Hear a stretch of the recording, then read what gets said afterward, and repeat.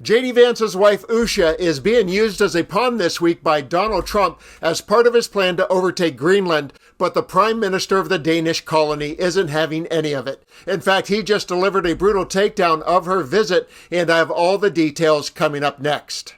What I discovered in researching this story is it's a masterclass in Trump propaganda. Let's begin with Usha awkwardly reading something about a dog sled race off a teleprompter, and on the other side I'll have Trump lying through his teeth when pressed by a reporter about her visit, and on the other side of that I'll have Greenland's harsh rejection of the unwanted invasion.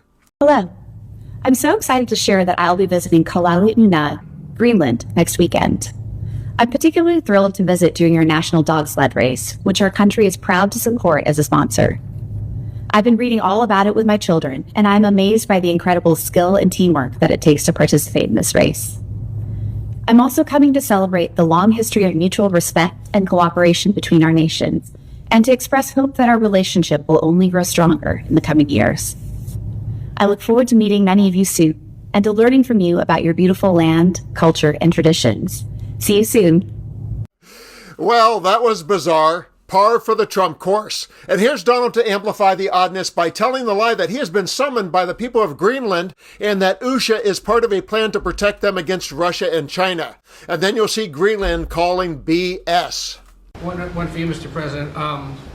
Greenland is confused about the Second Lady and the National Security Advisor visiting this week. They're concerned that this is further provocation of whatever it is you ultimately want for Greenland. Could you further explain why they're going? What is the ultimate end goal when it comes to Greenland? Yeah, they're calling us, we're not calling them.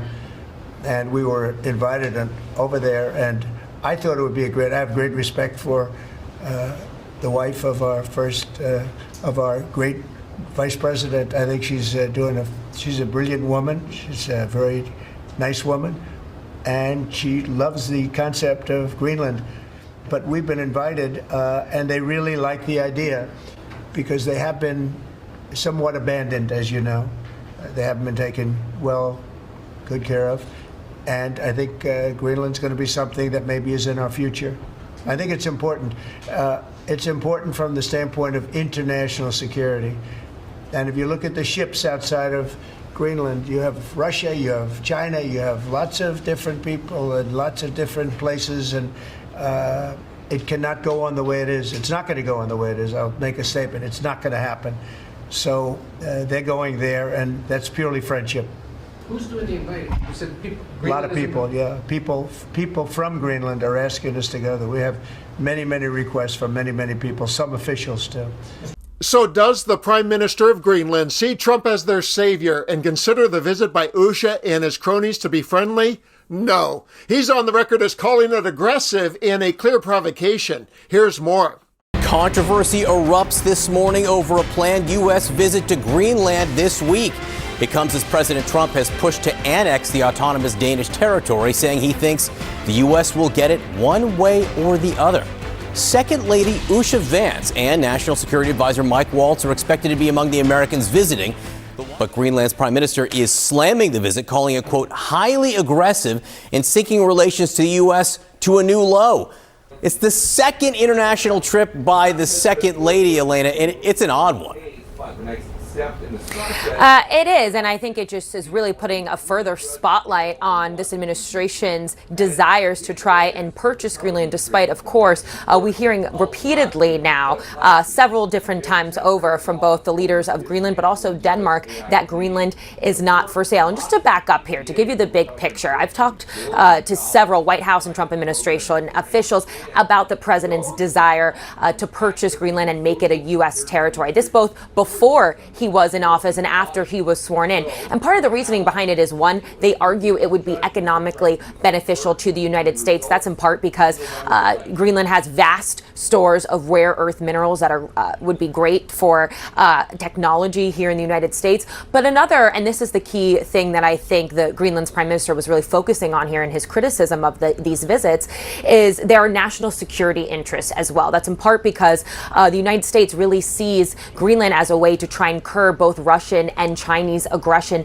in the Arctic region. Now, I want to read for you some of what Greenland's prime minister said in response to these visits, particularly as it relates to National Security Advisor Michael Waltz's visit this week. Again, focusing on that national security part of the desire by the United States to purchase it. He said, quote, "What is the National Security Advisor doing in Greenland? The only purpose is to demonstrate power over us. His mere presence in Greenland will no doubt fuel American belief in Trump's mission, and the pressure will increase." And all to say, the pressure has been increasing now for several weeks during, and you mentioned this, John, during Donald Trump's not State of the Union, but a joint address to Congress, which was essentially a State of the Union address in February. He said directly that I think we're going to get it one way or another when referring to his desire to take over Greenland. All to say, the tensions between these two countries are incredibly, have been escalating at an incredible way over the last several months. Again, before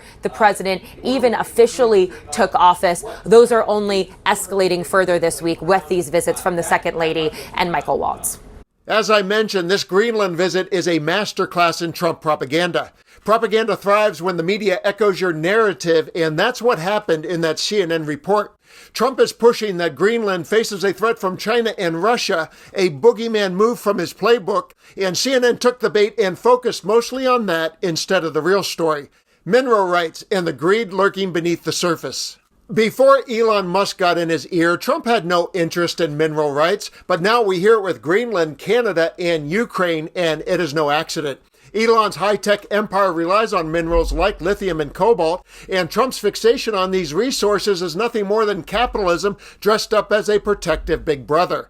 If Trump helps Musk, Musk will keep the cash flowing to Trump's agenda, his favorite candidates, and ultimately his personal coffers. The man who wrote The Art of the Deal never misses a chance to turn a situation to his advantage. And this visit by Usha Vance and Michael Waltz, with its carefully crafted narrative, provides convenient cover. It's not about Greenland security, it's about the next big score. And while Trump has CNN distracted, again, two billionaires are scratching each other's back in plain sight.